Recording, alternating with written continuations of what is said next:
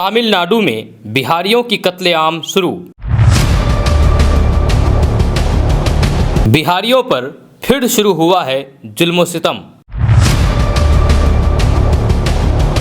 तमिलनाडु में बिहारियों को उतारा जा रहा है मौत के घाट।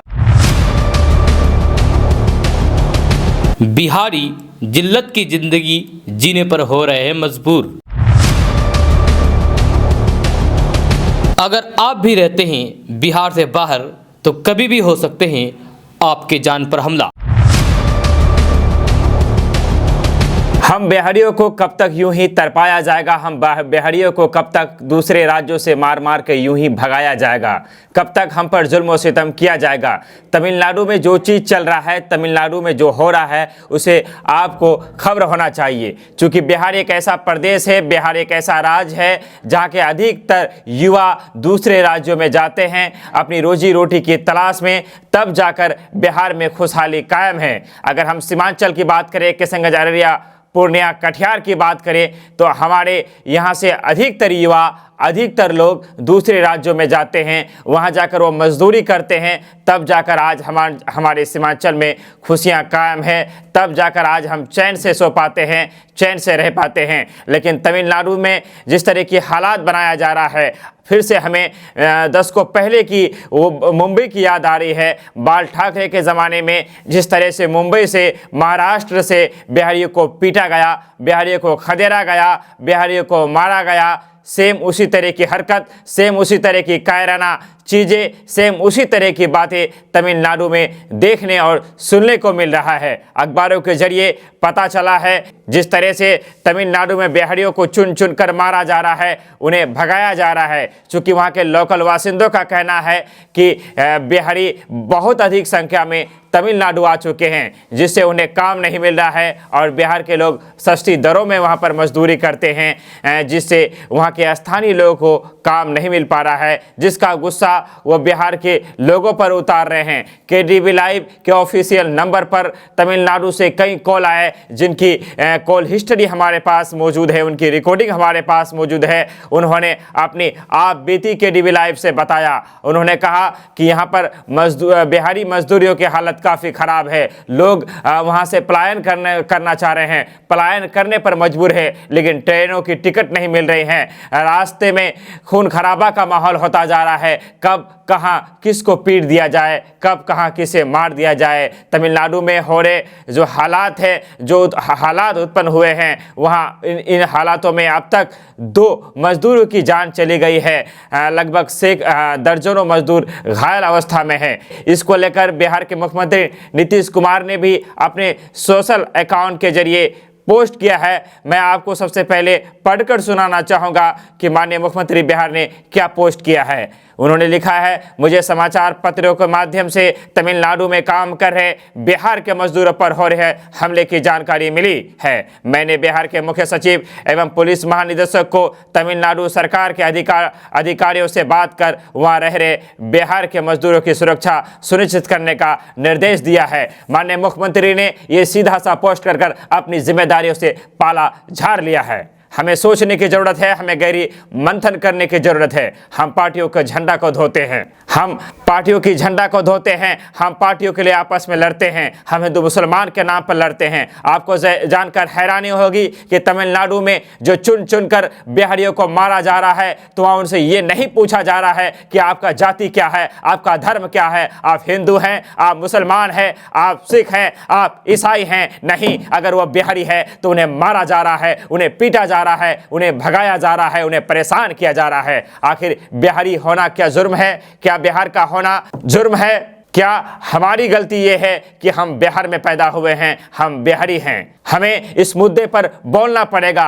आज सीमांचल में, खास करके सीमांचल में जितने लोग पंजाब से आए हैं, जितने लोग और दिगर चीज़ों से आए हैं, हमने उन्हें सर आंखों पर बैठा रखा है। राजस्थान से आने वाले लोग आज सीमांचल में राज कर रहे हैं, यहाँ पर चुनाव लड़ रहे हैं, हमारे राजनीति में सक्रिय भूमिका निभा रहे हैं। आज एक ट्रक ड्राइवर जो यूपी से आता है, हमारे किशनगंज सीमांचल को लोगों को रौंदता हुआ चला जाता है। उनकी स्पीड काफ़ी तेज होती है, लेकिन हम इतने बुज़दिल हैं, हम इतने कमज़ोर हैं कि हम उन्हें कुछ कह नहीं सकते। अगर गलती से किसी ने कुछ कह दिया तो यहाँ की प्रशासन 100% ईमानदारी दिखाने पर मजबूर हो जाता है। लेकिन जब बिहारियों पर बात आती है, लेकिन जब बिहारियों पर मारा जाता है, तो यहाँ की शासन, यहाँ की प्रशासन चुप रहने का काम करता है। मुंबई में आज से दशकों पहले महाराष्ट्र के मुंबई में जिस तरह का हालात उत्पन्न हुआ, बाल ठाकरे, राज ठाकरे, ना जाने कौन कौन ठाकरे ने मिलकर जिस तरह बिहारियों पर जुल्म किया था, बिहारियों पर सितम किया था,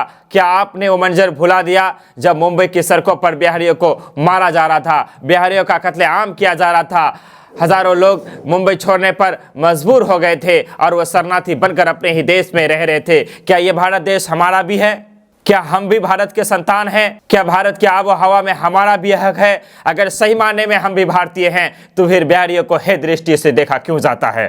बिहारियों पर एक अंतराल के बाद जुल्म सितम क्यों किया जा रहा है? बिहार से जो लोग तमिलनाडु गए हैं, उनकी गलती क्या है, उनकी खता क्या है? यही गलती है। अगर गलती किसी की है तो हमारे बिहार की निकम्मे सरकार की है। अगर गलती किसी की है तो यहाँ के नकारे नेताओं की है। अगर गलती किसी की है तो यहाँ के बेईमान और भ्रष्ट अधिकारियों की है। अगर गलती किसी की है तो यहाँ के दोगले मंत्रियों की है। अगर यहाँ की सरकार, चाहे वह राष्ट्रीय जनता दल की हो या जनता दल यूनाइटेड की हो या भारतीय जनता पार्टी की हो या कांग्रेस की हो, अगर कोई भी सरकारें, कोई भी पार्टियां ईमानदार होती, अगर कोई भी पार्टियां सच में ईमानदार होती, तो आज हम बिहारियों को अब बिहार छोड़कर दूसरे राज्यों में नहीं जाना पड़ता। अगर दूसरे राज्यों में जाना पड़ता तो हमारी सुरक्षा की गारंटी होती। अगर बिहार में किसी पंजाब के लोगों के साथ गलत हो जाए तो वहाँ की सरकार एक्शन लेती है। अगर हरियाणा के किसी मजदूर के साथ बिहार में गलत हो जाए, एक ट्रक ड्राइवर के साथ आप गलत करके देखिए, तो वहाँ की सरकार एक्टिव हो जाती है। लेकिन बिहार के मुख्यमंत्री ने एक पोस्ट करके अपनी जिम्मेदारी से छुटकारा पा लिया है। क्या यही है नीतीश कुमार? आज 15 साल से बिहार के मुख्यमंत्री नीतीश कुमार बिहार में राज कर रहे हैं और उससे 15 साल से पहले राष्ट्रीय जनता दल बिहार में राज करने का काम किया। मैं पूछता हूं राष्ट्रीय जनता दल से, मैं पूछता हूं जनता दल यूनाइटेड से, तुम्हारी सरकार ने अगर ईमानदारी से काम किया होता, तुम्हारी सरकार ने अगर बिहारियों के हक के लिए काम किया होता, अगर तुम्हारे अधिकारी भ्रष्ट नहीं होते, अगर तुम्हारी मंत्री अगर बेकार नहीं होते, तो आज बिहारियों पर यह जुल्म सितम नहीं होता।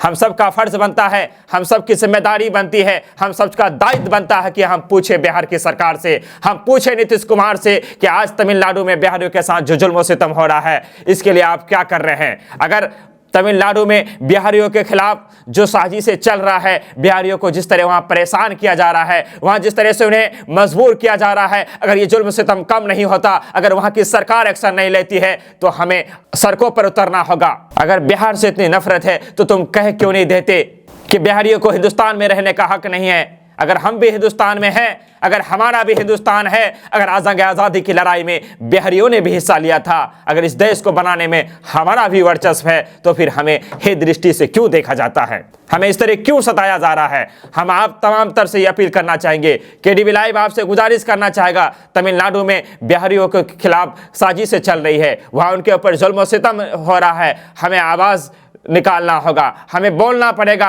अगर जरूरत पड़ा तो हम सड़कों पर उतरने का काम करेंगे। अगर ये जुल्म सितम जल्द से जल्द रोकने में तमिलनाडु सरकार कामयाब नहीं होती तो हम बिहारी अब चुप रहने का काम नहीं करेंगे। हमारे खून में उबाल क्यों नहीं आता? आखिर कौन सी मिट्टी से बने हुए हम? बार बार हमें मारा जा रहा है, बार बार हमें पीटा जा रहा है। कभी महाराष्ट्र की गलियों में हमारे बच्चों को पीटा गया, तो कभी तमिलनाडु में हमें मारा जा रहा है। आखिर हमारी गलती क्या है, हमारी खता क्या है? तुम दो सजा बेशक हम सर झुकाकर कबूल कर लेंगे, लेकिन ये तो बता दो कि हमारी खता क्या है। बिना वजह, बिना सबब, सिर्फ इसलिए कि हमारे लोग, हमारे चाहे वो किशनगंज के हो या सीमांचल के हो, बिहार के हो, वो लोग चूंकि यहाँ की निकम्मी सरकार उन्हें यहाँ रोजगार नहीं दे पा रही है, यहाँ की खोखली सरकार उन्हें रोजगार नहीं दे पा रही है, यहाँ के भ्रष्ट अधिकारी और पदाधिकारी की वजह से यहाँ पे रोजगार नहीं लग पा रहे हैं, जिस कारण हमारे बिहारियों को दूसरे राज्यों में जाना पड़ता है, चाहे वो तमिलनाडु हो, हरियाणा हो, पंजाब हो, गुजरात हो, इत्यादि जगहों में जाना पड़ता है और इसी की कीमत हमें अपनी जानों को देकर चुकाना पड़ता है। आज बिहार के मुख्यमंत्री ने आसानी से एक पोस्ट कर दिया है। मैं पूछता हूं नीतीश कुमार से, तुम्हारे इस पोस्ट कर देने से क्या जो 2 लोगों की मौत हुई है, क्या उनकी जिंदगियां वापस आ जाएगी? अगर तुम्हारी सरकार में दम होती, अगर तुम ईमानदारी से सरकार चलाते, तो अब तक तुम्हें तमिलनाडु निकल जाना चाहिए था। ये जनता का राज नहीं, ये जंगल राज है। मैं कहूंगा कि ये जंगल राज है। अगर जंगल राज नहीं है तो बिहार के मुख्यमंत्री को निकलना चाहिए, तमिलनाडु पहुंच जाना चाहिए और वहां जाकर हालात पर नजर बनाना चाहिए। बिहार सरकार को चाहिए कि एक अधिकारी एक कैबिनेट बनाए, एक टीम बनाए और उस टीम को तुरंत तमिलनाडु भेजने का काम करे, जिससे वहां के हालात का पता लगाया जाए। मैं खुले शब्दों में कहना चाहूंगा, बिहार की स्थिति के लिए अगर सबसे ज्यादा कोई सरकारें जिम्मेदार है तो वो कांग्रेस, राष्ट्रीय जनता दल और जनता दल यूनाइटेड है। चूंकि यहाँ पर सबसे ज्यादा शासन अगर किसी ने किया है तो कांग्रेस, राष्ट्रीय जनता दल और जनता दल यूनाइटेड ने किया है। अगर इन्हों तीन पार्टियां अगर ईमानदार होती तो आज हमारे बिहार में भी कल कारखाने होते, आज हमारे बच्चों को यूं मारा नहीं जाता, आज हमारे अपनों के साथ वहाँ जुल्म सितम नहीं होता। हम चाहेंगे कि आप इस बारे में क्या राय रखते हैं, आपका ख्याल क्या है, आप क्या सोचते हैं? मंथन कीजिए और अपना विचार प्रकट कीजिए और अपनी बातों को सोशल मीडिया के जरिए आप भी इसे पोस्ट कीजिए। इस मुद्दे पर बात करने की ज़रूरत है। केडीबी लाइव आपसे इजाज़त लेता है और आपसे हमारी गुजारिश है कि अगर आप चैनल में पहली बार हमें देख सुन रहे हैं तो हमें सब्सक्राइब करें, बेल आइकन दबाएं, फॉलो करें, लाइक करें, एक दूसरे का साथ शेयर करना हरगिज ना भूले। हम आएंगे आपके बीच नए एपिसोड के साथ। तब तक आपसे लेते हैं विदा। धन्यवाद, शुक्रिया, आदाब।